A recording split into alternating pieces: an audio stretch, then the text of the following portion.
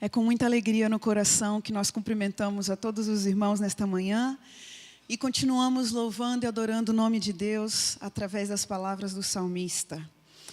Eu te exaltarei, ó Deus, Rei meu, e bendirei o teu nome pelos séculos dos séculos. Cada dia te bendirei e louvarei o teu nome pelos séculos dos séculos.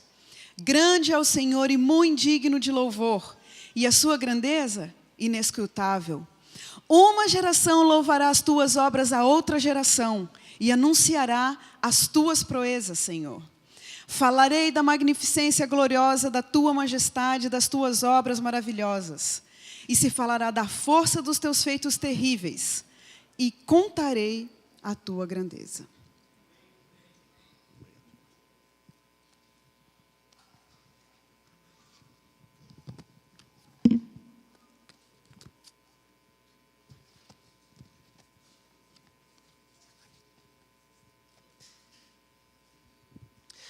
Um bom dia a todos. Vocês não imaginam o privilégio que eu tenho de estar aqui na igreja de Fort Lauderdale mais uma vez. Estive aqui há mais ou menos 10 anos. 10 ou um pouco mais. Essa igreja estava sendo construída. Eu não tive o privilégio de assistir nenhum culto aqui. Ainda era numa igreja redonda que pertencia a uma outra denominação, que a igreja de Fort Lauderdale se congregava lá. Eu estive na época do pastor Jimmy. E agora agradeço muitíssimo o carinho de vocês, a atenção, o convite, o pastor Jefferson que intermediou. E eu sinto que eu estou pisando num terreno sagrado, numa igreja diferenciada, uma igreja que tem qualidade de louvor. Um louvor bonito como esse, bem feito como esse, um grupo que canta de forma extraordinária. Eu me sinto pequeno e me sinto feliz e com uma tremenda responsabilidade de trazer uma semana de oração que vai falar justamente sobre vida e adoração, abordando vários aspectos. É um prazer enorme rever tantos amigos, gente que eu já conhecia há muito tempo e há muito tempo não via. Se eu fizer aqui um pedido, quantos aqui são de Hortolândia? Deixa eu dar uma olhadinha aqui. Oh, meu pai, aí a coisa vem para baixo.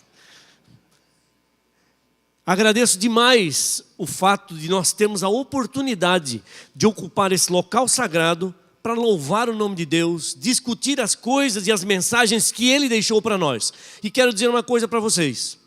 Venho do Brasil, muita gente está vindo de lá também, e tem um detalhe, eu não trago absolutamente nenhuma novidade para vocês.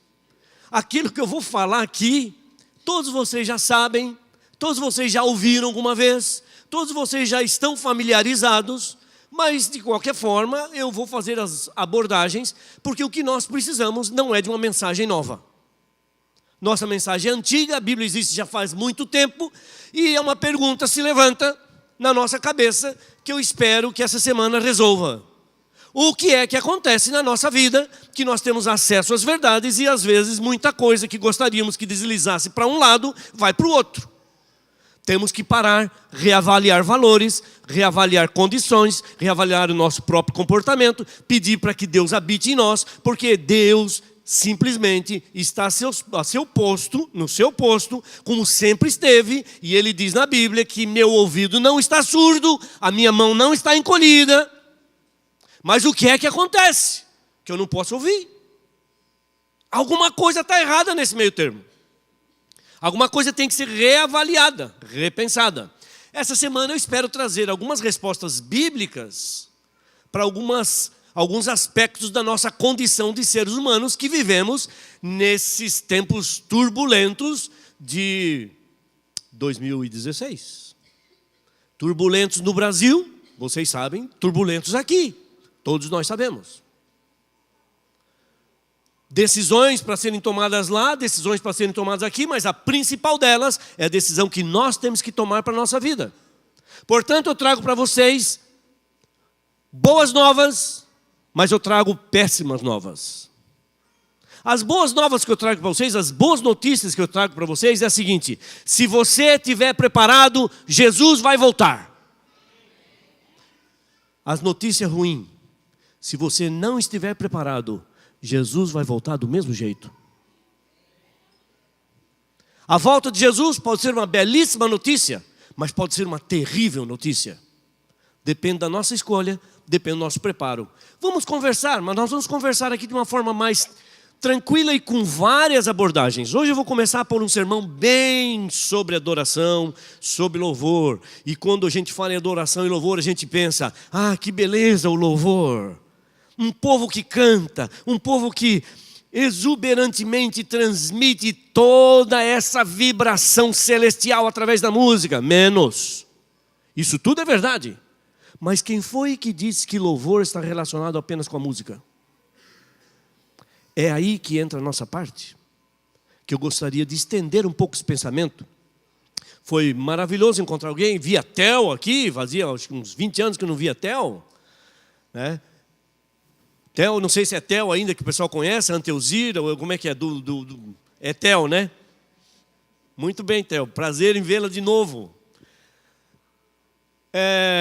Nessa semana, eu vou fazer algumas abordagens, eu vou falar sobre a oração. Por que é que Deus às vezes atende a nossa oração e muitas vezes nós temos a impressão que Ele não nos atende? É para eu sentar? Ele falou que quem ganha terno, né, é para aplicar aqui na igreja. Mas quando o pastor anda muito estressadinho, ganha hotel. Para voltar um pouco mais manso aqui para a igreja. Ai, que maravilha, viu? Eu fico lembrando dessas coisas. Eu me lembro de algumas viagens que marcaram. Depois eu vou conversar com vocês a respeito de uma viagem que me marcou. E daí saiu o melhor lugar do mundo. E foi baseado numa coisa mais ou menos assim. Então eu vou conversar com vocês sobre a oração. Alguns questionamentos que nós temos, porque nós vemos os personagens bíblicos com as suas orações respondidas. E muitas vezes nós pensamos, o meu comportamento pode ser igual ao deles, e o que acontece? Vamos conversar sobre isso daí. Outra coisa que eu quero conversar com vocês durante esta semana é a respeito de uma necessidade que nós temos como igreja. Vocês vêm para essa igreja todos os sábados. E se eu olhar para vocês e imaginar algumas coisas, a resposta que eu tenho para a minha vida talvez seja a mesma resposta que vocês têm. Nós vimos a igreja cada sábado por um motivo muito simples. Porque de alguma forma, conscientemente ou inconscientemente, nós estamos famintos. Nós não vimos a igreja para cumprir tabela. Eu vou porque eu sempre fui. Nós temos que agregar significado a isso. No fundo, o que nós mais queremos que a nossa vida seja transformada e que nós tenhamos poder. O que é poder? Será que o poder e a autoridade de que Jesus falava na época dele são os mesmos poder e autoridade que nós temos à nossa disposição hoje? Como é que isso acontece? Vou querer abordar um pouco sobre o poder. E vou querer abordar alguma coisa também sobre o nosso processo de proximidade com Deus, de santificação. Nós precisamos de santificação. O que é santificação? Nada mais, nada menos do que fazer a vontade de Deus. Andar no caminho que Ele pede que nós andemos. Crescer na sua graça, no seu amor e no relacionamento que temos com Ele. E encerrando, eu quero dizer que a maior novidade que eu trouxe para vocês não é novidade nenhuma. Que tudo que nós conhecemos de teologia, aplicado para o nosso dia de hoje, se resume em 3 itens muito simples. Absolutamente simples esses 3 itens. Ou você pratica esses 3 e vai ser um religioso, vai ser um cristão, vai crescer em santificação. Ou você não pratica nenhum desses 3, ou apenas um deles, ou 2 deles. E vai sempre achar que está faltando alguma coisa para o seu crescimento espiritual chegar num nível que você gostaria. O que são essas 3 coisas? Gente, eu saí do Brasil para falar isso para vocês. Primeiro, oração. Segundo, leitura da Bíblia. Quando você tem esses 2, você vai ter o terceiro automaticamente. Não se preocupem com o terceiro. Quem se preocupa com o terceiro sem ter esses 2, está se preocupando com as coisas erradas na ordem errada. Oração, leitura da Bíblia, testemunho. Não testemunhe Não viva o evangelho se você não tem Cristo na sua vida. A coisa mais deplorável da face da terra é um cristão sem Cristo. É o cristão do esforço. Porque eu distribuí 10 mil livros. E daí? Cadê Cristo na sua vida?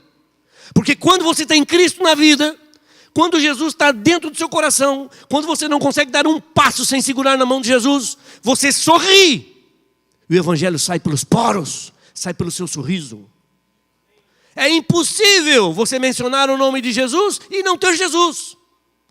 Vou no Sermão do Poder falar como é possível uma pessoa fazer um sermão cristocêntrico, dar um testemunho aparente de Cristo, falar o nome de Jesus a todo momento, a toda hora, e não ter Cristo. Por isso, não tem poder. Não é a menção do nome de Jesus que tem poder. É a vida com Jesus que traz poder. Só que a vida com Jesus tem preço, tem escolhas. Mas hoje eu quero fazer uma abordagem mais sobre o lado da vida. E sabe de uma coisa? Quando nós queremos fazer uma abordagem do lado da vida, infalivelmente, você cai para um rumo da teologia que nós temos lá a nossa desconfiança. No fundo da nossa cabeça, nós lá vem ele falar isso de novo. Quando você fala sobre vida, você fala sobre um aspecto da igreja que muita gente gosta, que muita gente tem as suas reservas. Chama-se mordomia.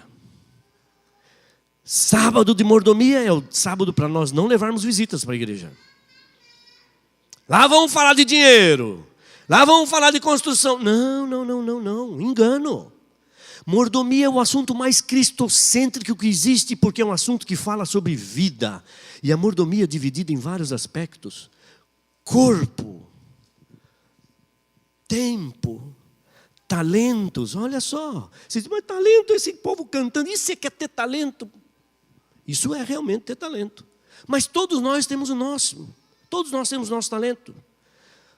Os nossos bens, não mexe, estão querendo mexer no meu bolso. Não é nada disso. Isso chama-se vida. E eu vou falar alguns aspectos para vocês sobre o relacionamento da adoração com a vida. A vida. Sabe uma coisa?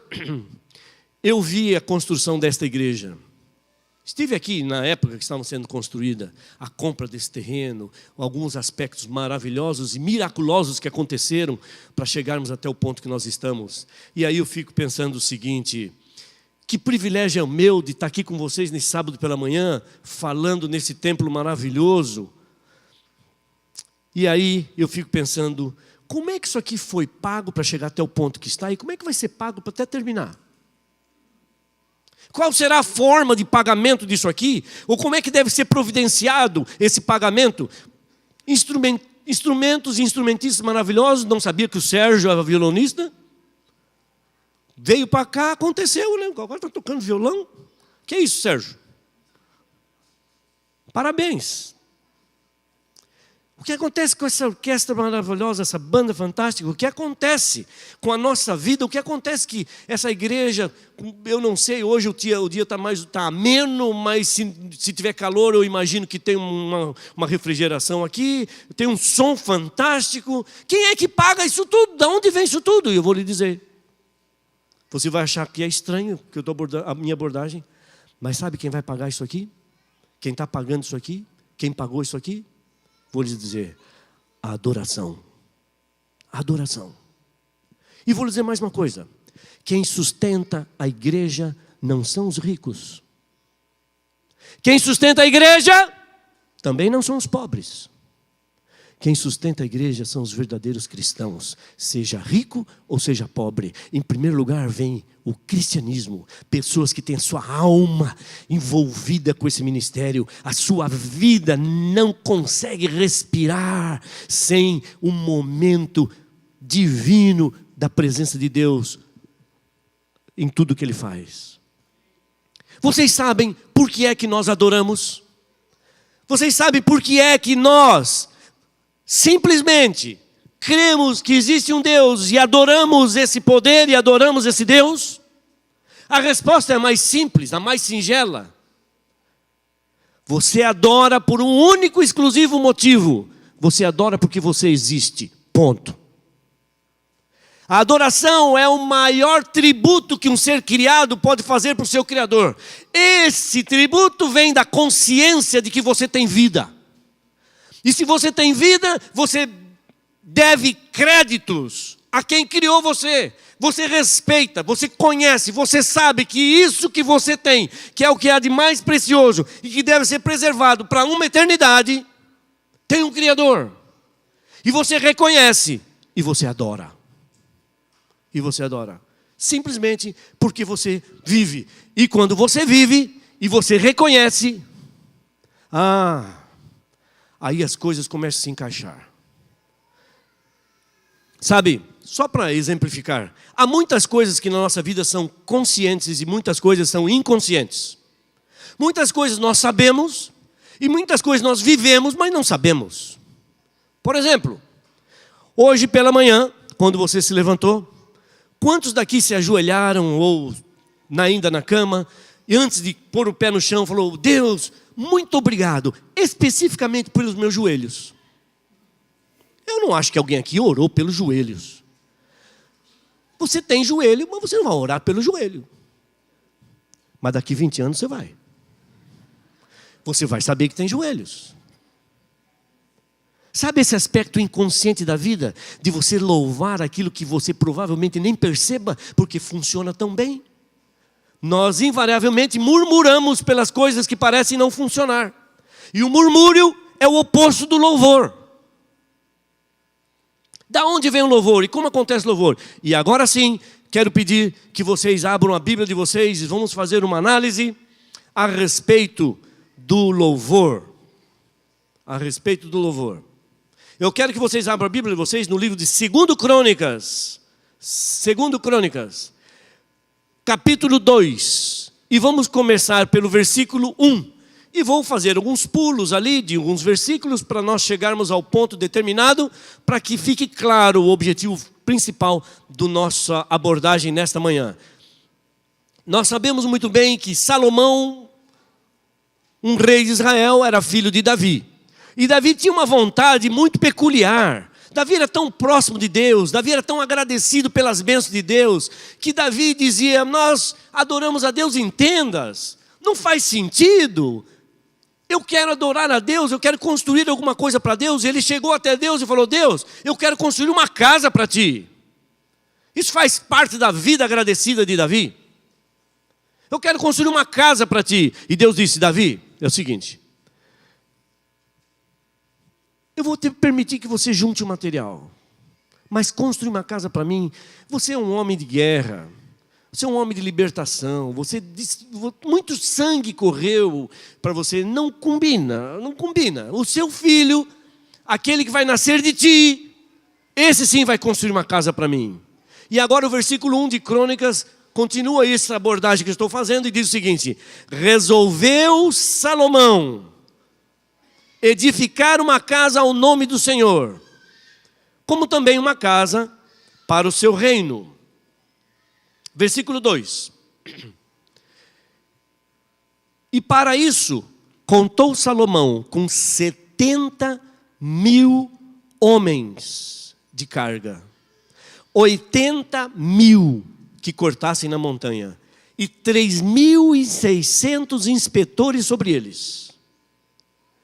Que empreendimento gigantesco! Nada menos que o melhor, 153.600 homens, simplesmente para pegar uma matéria bruta nas montanhas e trazerem para construir uma casa para Deus.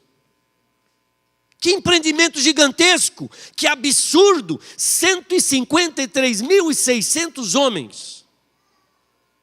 70.000 para cortar, 80 para carregar e 3.600 inspetores. Se nós pegarmos provavelmente 15 igrejas dessas só para inspecionar o trabalho. Que coisa, que monstruosidade. Alguns até diriam, entre aspas, que megalomania. É essa. Mas a Bíblia continua. Por que tanto envolvimento, não é mesmo? Vamos para o versículo 5. Salomão já sabendo que essa grandiosidade da sua mente em construir alguma coisa para Deus seria provavelmente questionada, ele já responde no versículo 5 e diz o seguinte: porque a casa que estou para edificar há de ser grande. Salomão, por que você quer fazer uma casa grande? E ele responde em seguida: porque o nosso Deus é maior que todos os deuses. Sabe o que eu vejo aqui? Consciência. Consciência. Salomão não simplesmente conhecia um Deus que lhe abria as portas, que lhe aparecia em um sonho e dizia: pede o que você quiser. Ele tinha consciência da grandiosidade desse Deus. Quando você está consciente, quando você agrega significado à sua crença e você fica consciente do tamanho do seu Deus, você não mede esforços para adorar esse Deus gigantesco. Não mede esforços. Mas num arroubo de humildade, do alto da sua magnificência, do alto da sua glória, do alto da sua sabedoria, do alto da sua linhagem, Salomão diz, no próximo versículo: porém, quem teria força para lhe edificar uma casa, visto que os céus e até os céus dos céus o não podem conter? E agora, num máximo de compreensão da sua pequenez, não importa a altura do seu trono, ele diz: quem sou eu? Quem sou eu para lhe edificar uma casa? E ele dá a resposta: eu não sou ninguém, eu não sirvo para nada, a não ser para queimar incenso perante Deus.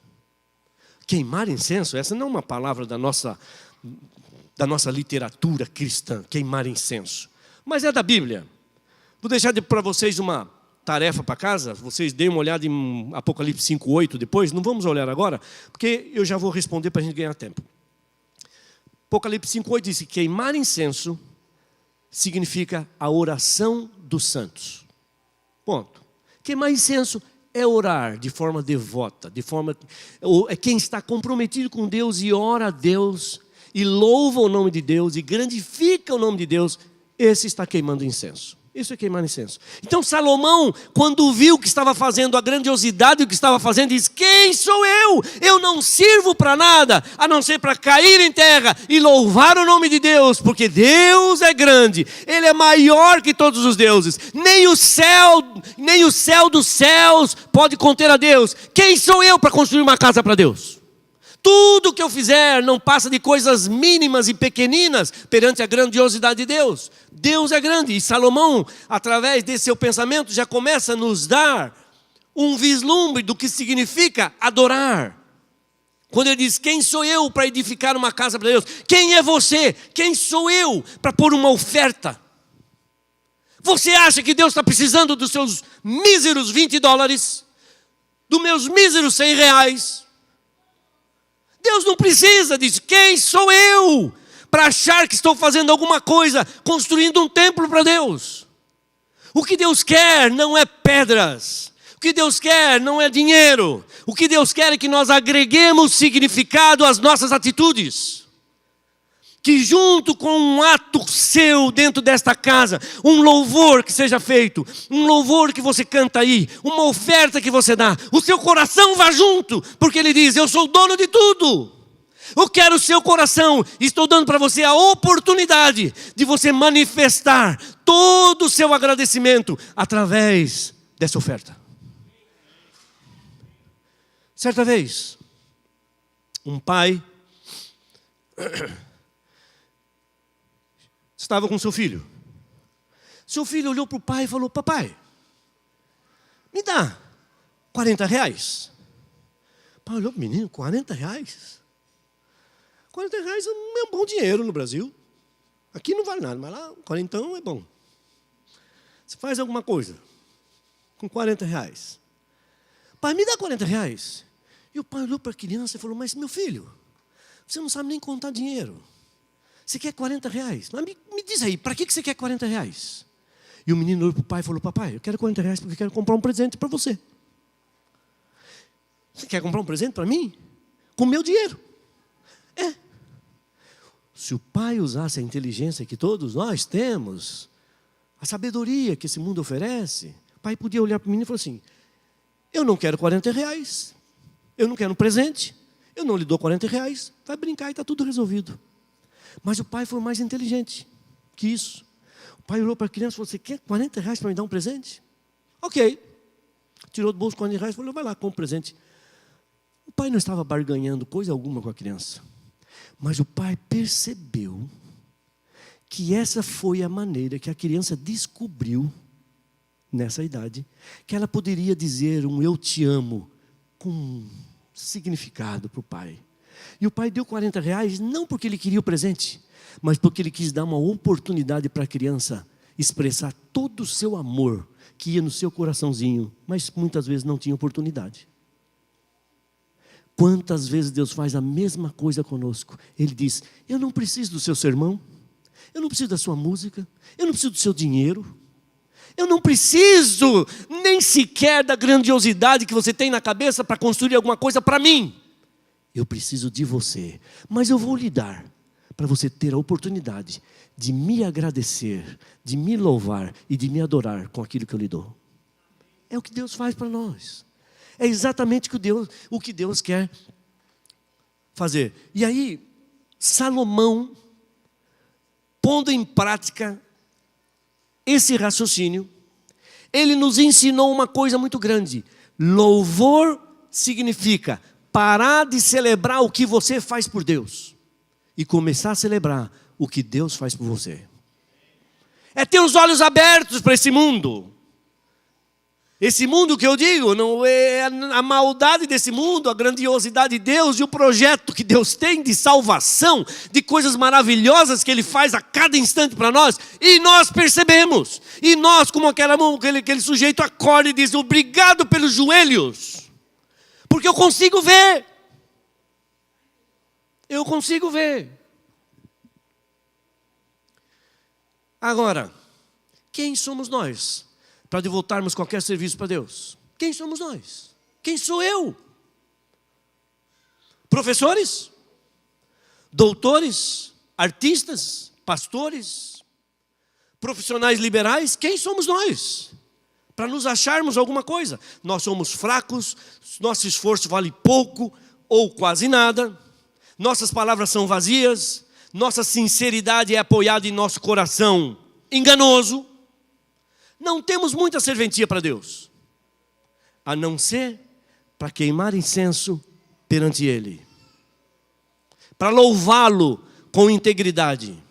E a pergunta se levanta então: como louvar? Como adorar? Podia me explicar alguma coisa sobre isso? Meus queridos, é bom que nós saibamos que nossas palavras e nossos discursos não valem quase nada. Nossa manifestação de louvor não vale muita coisa, não dizem muita coisa. Porque quando nós estamos diante da glória, simplesmente as coisas perdem sentido. As palavras não têm significado, não têm valor. Querem um exemplo bíblico para isso? Vocês se lembram quando Jesus convidou 3 dos seus discípulos mais íntimos? Exatamente, Pedro, Tiago e João. E falou: venham comigo que eu quero levá-los ao monte da transfiguração. E sobem os 3 para lá, ao monte da transfiguração. E aí uma coisa maravilhosa acontece. Jesus é transformado, e a Bíblia olha como a linguagem bíblica é humana. Ele diz: as roupas de Jesus ficaram tão brancas, brancas como nenhum lavandeiro na terra. Olha que linguagem tão nossa, para falar de coisas espirituais, eternas e etéreas. Nenhum lavandeiro na terra poderia branquear. Ou seja, era uma bênção aquela luz que vinha sobre Jesus, aquela glória que vinha sobre Ele. E aí 2 pessoas desceram do céu para estar com Jesus naquele momento. Quem eram as 2 pessoas? Moisés e Elias, representando os que vão para o céu passando pela morte, os que vão para o céu sem passar pela morte, estavam ali. E quando a glória desceu sobre Jesus, aquela cena, imaginem você naquele local, naquela cena. Pedro, sempre Pedro, ele se adianta se aproxima de Jesus. E olha o discurso de Pedro quando ele está de frente para a glória.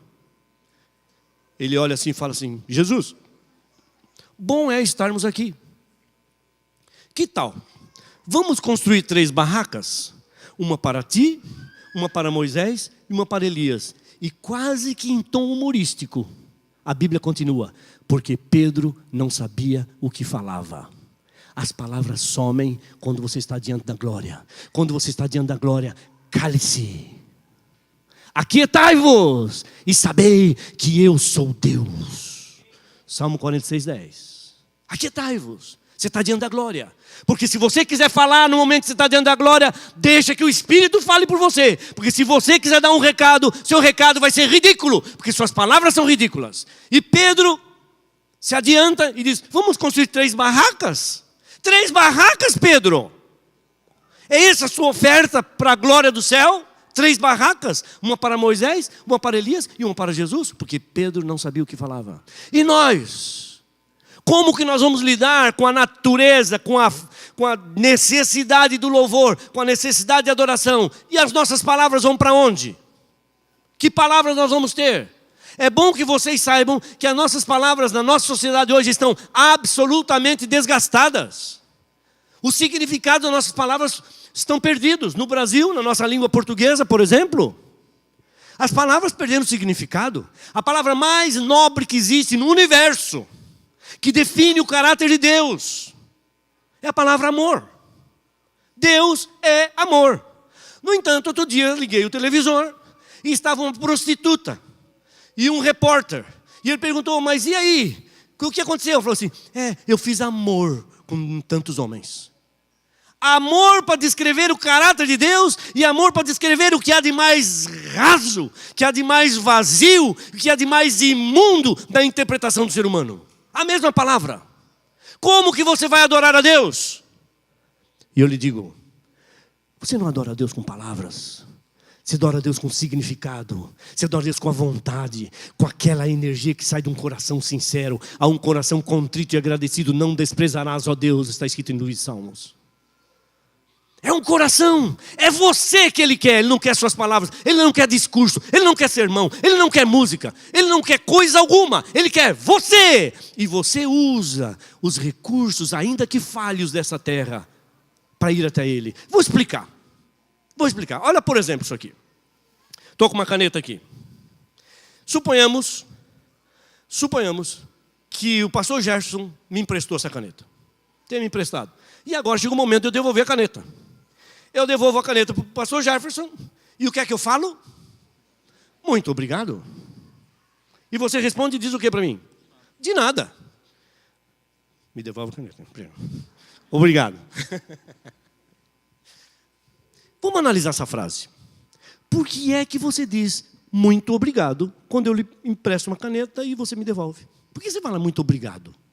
O que quer dizer muito obrigado? Muito obrigado. Tem gente que diz: eu não sou obrigado de nada. Por que você fala isso então? Eu vou explicar. Na realidade, muito obrigado são 2 palavrinhas que fazem parte de uma frase enorme. Quando você devolve um favor, devolve uma caneta, ou uma coisa que alguém lhe fez, na realidade você está dizendo o seguinte: pastor Jefferson, você me emprestou essa caneta, portanto, eu me sinto muito obrigado a lhe devolver este favor. Por isso você diz. Mas você não vai falar o seguinte: o senhor me emprestou a caneta, portanto eu me sinto muito obrigado a lhe devolver. Você diz só muito obrigado. Só isso que você diz. E ele respondeu: de nada. O que quer dizer isso? Valdecir, não se sinta obrigado de nada. Aí você só pega o de nada e responde. Você podia dizer: não há de quê. Não há de quê. Não há de que se sentir obrigado. Não há por que se sentir obrigado. Tudo isso a gente fala. Agora, vamos imaginar, olha como a nossa linguagem é uma linguagem que não é hábil. Por que Deus tem que ter uma outra linguagem para conversar conosco? Porque essa linguagem, essa língua portuguesa, essa língua inglesa, ou seja, qual língua for, ela está manchada pelo pecado e perdeu o significado. Mas, imagine a situação. A senhora White fala que quando nós formos para o céu, quando Jesus vier e resgatar os seus filhos, até chegar no céu, ele vai levar provavelmente uma semana. E ele vai passar mostrando os mundos que ele criou, mostrando as coisas maravilhosas do seu universo, para nós começarmos a ter uma ideia da sua grandeza real. Imagine você do lado de Jesus, ele chama você aqui e diz o seguinte: meu filho, você está vendo esse planeta que eu criei aqui? Para criar os equilíbrios, as atrações magnéticas, as interações estelares. Sabe por que eu criei isso aqui? Eu criei isso aqui por causa de você. Para você ter uma vida maravilhosa, uma vida fantástica, coisa e tal. Imagina você olhando para Jesus e falando assim: Jesus, eu me sinto muito obrigado a lhe devolver esse favor. Você vai devolver esse favor para Jesus quando? Fala para mim. Nunca. E o que você vai falar então para Ele? Nossas palavras somem. Imaginem agora você sentado num auditório fabuloso, fantástico, e passa ali toda a história da vida de Jesus, e você assistindo agora Jesus na cruz, dando o seu sangue, morrendo, dando sua vida por você. Você vai olhar para Jesus e falar o quê? Jesus, eu me sinto muito obrigado a lhe devolver este favor. Nossas palavras não valem nada. Eu descobri 2 palavras que nós vamos falar apenas, que nós vamos levar da terra. 2 palavras que nós vamos levar aqui da terra para o céu.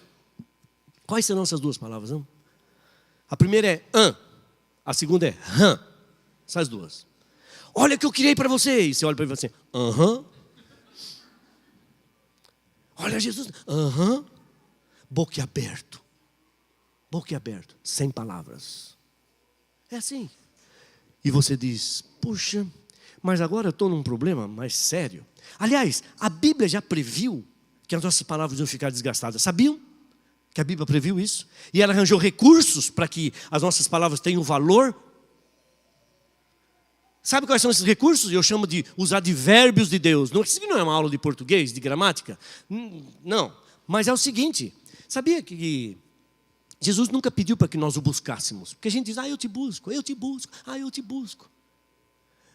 Ele disse o seguinte: quando você me buscar, tem que ser em primeiro lugar.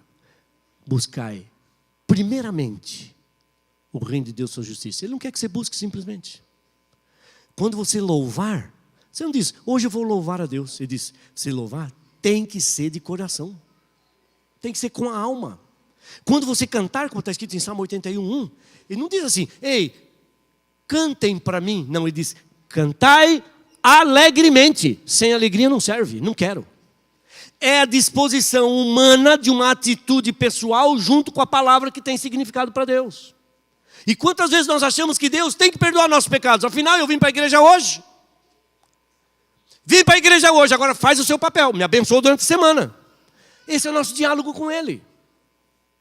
Não é assim que Deus trabalha. Deus quer o seu coração, Ele dá oportunidades, Ele provê maneiras de comunicação para que você expresse o seu interior. Mas o que é que eu vou falar para Deus? O que é que eu vou falar para Deus se Deus já sabe tudo? O que é que eu vou orar para Deus se Deus já conhece tudo? Meu Deus do céu, me ajuda. Você acha que hoje à noite você vai se ajoelhar e vai dizer: Deus, abençoa minha vizinha Clarence, ela está com câncer. Você acha que Deus lá do céu vai bater a mão na testa e falar assim: mas que bom que você me avisou. Se você não fala, eu ia passar por alto. Deus sabe tudo. O que é que você vai orar? O que é que você vai falar para um Deus que sabe tudo? Que dilema que nós temos. Por que Deus quer que nós oremos se Ele já sabe as coisas já antecipadamente? Como é que pode nosso louvor ser assim? O que Deus quer não é simplesmente as nossas palavras. O que Ele quer são as nossas atitudes, o nosso louvor, a nossa alma. Será que você está colocando a alma? Se você colocar a alma, mesmo que as palavras sejam curtas e falhas e sem significado, Deus vai ler a sua alma e Ele vai aceitar. Muitas vezes nós somos como um pássaro que quer voar. Está sentado no último galho da árvore, mas ele descobre de repente que não tem asas. Que desespero! Nós queremos conversar com Deus, mas não temos palavras. Que desespero! No momento desse desespero, quando você descobre a sua limitação, quando você descobre o espaço que falta para você chegar até Deus, Deus lhe dá um recurso maravilhoso para suprir essa sua deficiência. Ele dá 2 coisas para você. Ele dá o louvor e a adoração. Você louva com a alma, você adora com o coração, você adora com a vida. Isso é mordomia. É a vida envolvida em cada projeto, em cada passo, em cada momento de salvação. E você descobre o que a vida está lhe fazendo. Uma vez, eu estava visitando o maestro Lineu Soares. O Jefferson estava no Arautos nessa época. Ainda era o Jader. Você trabalhou com o Jader também, claro, né? Era o Jader. O Jader ligou para a casa do Lineu e pediu para o Lineu. E eu estava coincidentemente na casa do Lineu também, né? E o Jader falou o seguinte: olha, vamos lançar um CD com o Arautos e estou querendo uma música de vocês. Vocês podiam fazer? Falei, podemos fazer, vamos fazer. E nós fizemos a música, chama Meu Louvor é Ser Feliz, que a Theo inclusive mencionou na oração ali, né? Mencionou ali na oração. Meu louvor é ser feliz? Cristo diz que as criancinhas, antes mesmo de saber falar, já lhe dão louvor perfeito. É assim que eu vou louvar. Para Deus eu sou como criança, com sonhos e alma de aprendiz. Por isso eu louvo com a minha vida. O meu louvor é ser feliz. Como que eu vou louvar a Deus e ser feliz? Como é que isso acontece?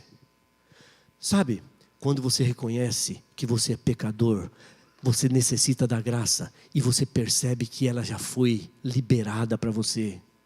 E você diz, estou salvo pelo sangue de Jesus. Você já tem todo o material, todo o aparato para a salvação.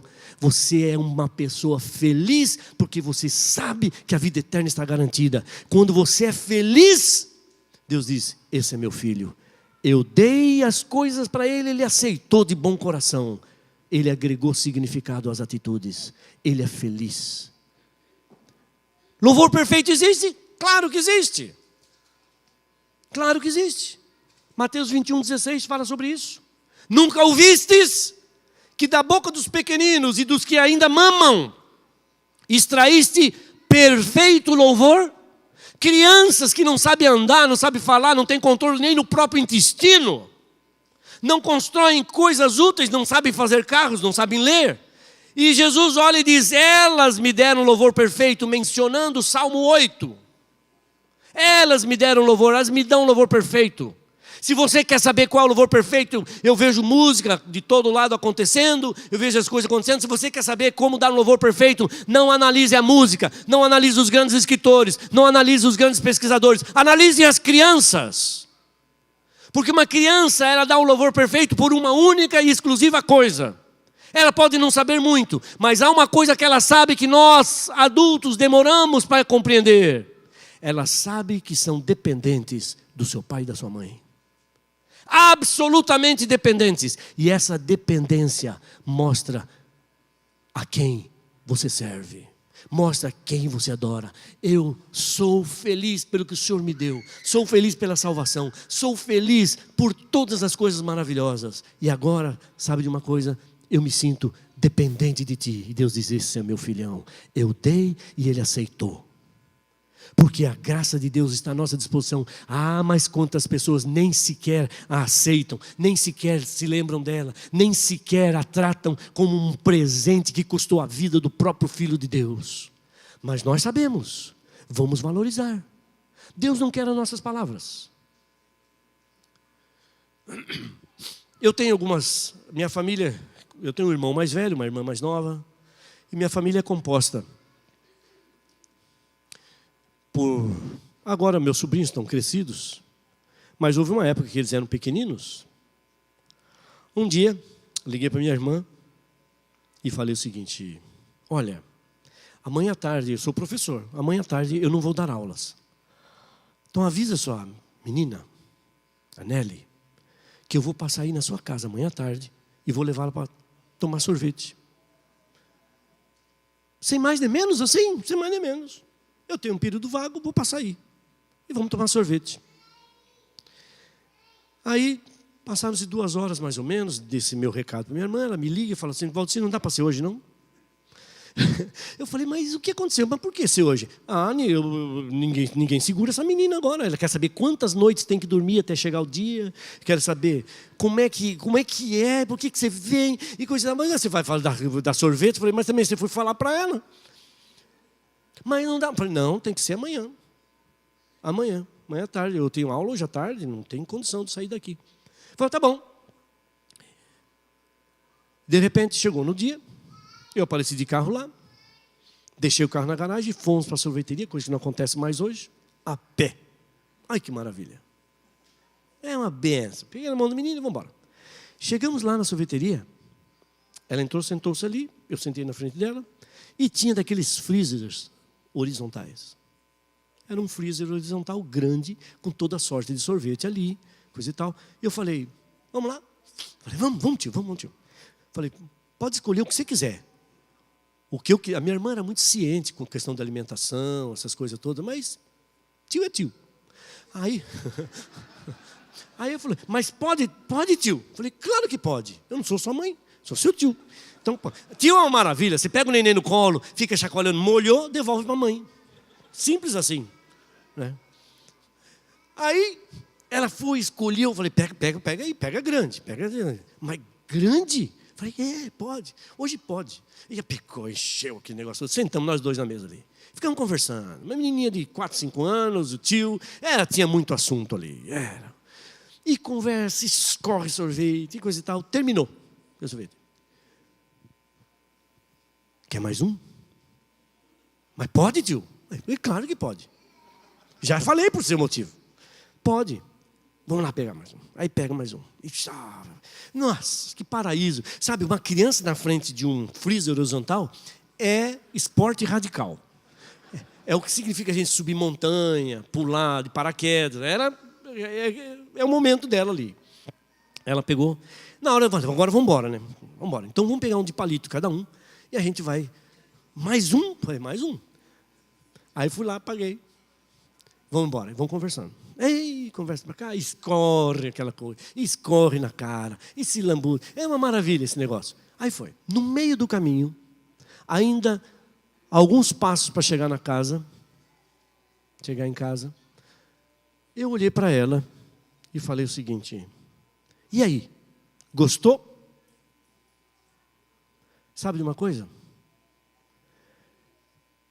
Pior das respostas, entre aspas, que alguém podia ouvir. Ela não me disse nada. Nada. Não me disse nada. Mas sabe de uma coisa? Ela olhou para mim e sorriu para mim. O sorriso de sinceridade de uma criança de 4, 5 anos é uma coisa indescritível. Sabe a última coisa que eu queria ouvir dessa menina? Imagine a seguinte cena. Eu chego, gostou? Ela para e fala, espera um minuto, tio. Tio, tu que és professor da Faculdade de Teologia do NASP, tu que destes a vida pela educação, tu que saíste comigo agora em comemoração ao nada e me levando a uma sorveteria, eu lhe prometo que um dia hei de lhe devolver este favor. Você queria ouvir uma resposta dessa, não? Falso! Ela não falou nada. Ela olhou para mim e sorriu. Dessa situação saiu uma música que escrevi, não sei se vocês conhecem, uma coisa mais ou menos antiga, tem um pessoal do Prisma aqui que eu sei, provavelmente conhece, chama Meu Louvor é Ser Feliz. Não, meu louvor é ser feliz. O louvor é o sorriso da alma. O louvor é o sorriso da alma. Você conversa com Deus através da alma. As palavras são meras muletas. É o significado do que você é. Deus quer você. Ele deu todas as coisas, deu o próprio Filho para morrer na cruz. Na cruz você vale o sangue do Filho de Deus.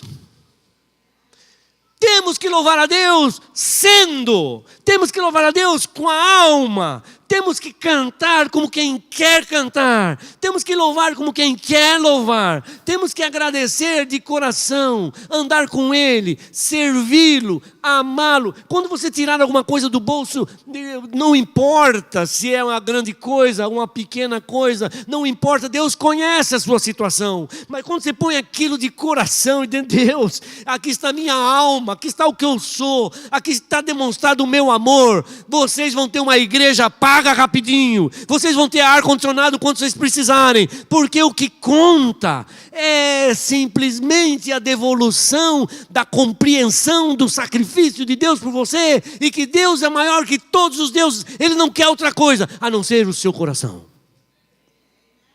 Adoração. Essa é a adoração, esse é o princípio básico da adoração. As crianças adoram com tanta propriedade, com tanta sinceridade. Elas não têm medo de serem ridículas. Elas amam os pais. Elas falam o que tem que falar. Certa vez uma mulher chegou para sua sobrinha e falou o seguinte: olha, quando você crescer e for do tamanho da titia, for grande como a titia, o que você quer fazer? Ela olhou e falou assim: eu vou fazer regime. Gente, criança fala o que tem que falar. Ela não pensa para falar. Outra vez, a mãe estava sentada nessas penteadeiras. Põe um pozinho aqui, põe um pozinho ali, põe uma coisinha aqui, outra ali, acolá, e coisa e tal. E a criança do lado olhando. Mamãe, o que você está fazendo? Mamãe está ficando bonita. E por que não fica? Fala, criança é o que é. Ela não mente. Não gostei de você. Titio, não gosto de você. É dele que eu gosto. Pastor Amin Rodor tem um filho querido, maravilhoso. Down. Michael é uma figura interessantíssima. Todo mundo ama o Michael. Gente, genial. Mas um dia Michael brigou com o pai. Ele estava andando de carro com o pai. E o pai, vamos para cá fazer isso. O pai falou, não, eu tenho que ir para cá. Vou para cá. E ele ficou bravo com o pai. Ele olhou o pai e falou assim: pai, você é pastor, mas você não prega bem não. Quem prega bem é o pastor Burlandi. Pensou, falou. Como nossa sociedade nos ensina a contornarmos. Nos ensina a darmos volta, a ficarmos bem na fita, sairmos bem na foto. E hoje com Instagram, com Facebook, imagine, ninguém é feio no Facebook, ninguém briga, ninguém vai viajar sem dinheiro, todo mundo tira. Posso contar? Não. A minha mulher está rindo, porque ontem nós fomos visitar uma praia aqui por perto. Só de passagem. Eu tinha que passar no aeroporto ali, só tinha uma praia perto, vamos ali perto. Aí minha mulher estava com um vestido, até aqui embaixo, passar só para conhecer como é que é a praia aqui, que a gente não conhecia. Ela falou assim: Valdir, tira uma foto de mim. Falei, tiro. Só que tira daqui para cima. Aí vai para a praia com aquele mar atrás, aquele coqueiro, coisa e tal. E daqui para cima. Mas por que daqui para cima? Não quero que ninguém saiba que eu estou de roupa. Então todo mundo vai ver aquela foto e fala assim: nossa, eles foram para a praia. Ela estava de maiô. Facebook é uma maravilha. Nada mal. O problema é quando a gente quer levar esse mesmo raciocínio para Deus. O que você vai falar para Deus que já sabe tudo? Sabe o que você vai falar? Deus, eu sou esse que o Senhor está vendo. Pobre, pequenino, fraco, imundo pela justiça humana. Mas eu estou aqui. Meu coração está aberto para ti aqui. O que eu tenho, eu lhe dou. E lhe dou junto com o meu coração. E Deus vai dizer: esse é meu filhão. Ele sabe me adorar, porque ele agrega significado, ele agrega valores através do que ele é. Que Deus abençoe todos nós. Que quando nós viemos para a igreja, quando a igreja solicitar que você participe de um determinado tipo de talento aqui, que o faça com a alma. Ou o talento aí, o talento de testemunhar, o talento de viver a verdade como um faminto que vai a um prato de alimento. Como quem morre se não vier conversar com Deus no sábado pela manhã. E Deus diz: esse é meu filhão. Tudo que eu dei para ele, ele aceitou e é feliz. E porque ele é feliz, eu sou feliz nele. Que Deus abençoe. Que Deus abra a nossa mente. Vamos conversar bastante sobre os aspectos da adoração, os aspectos do louvor, os aspectos do testemunho, os aspectos grandes e poderosos de uma vida com poder. Com poder. É tudo tão simples. Vamos focar os nossos olhos nas coisas que realmente contam, que permanecem e que nos enobrecem e que fazem com que nós adoremos com total significado. Que Deus esteja com cada um de vocês nesse dia e todos os dias de nossa vida. Amém.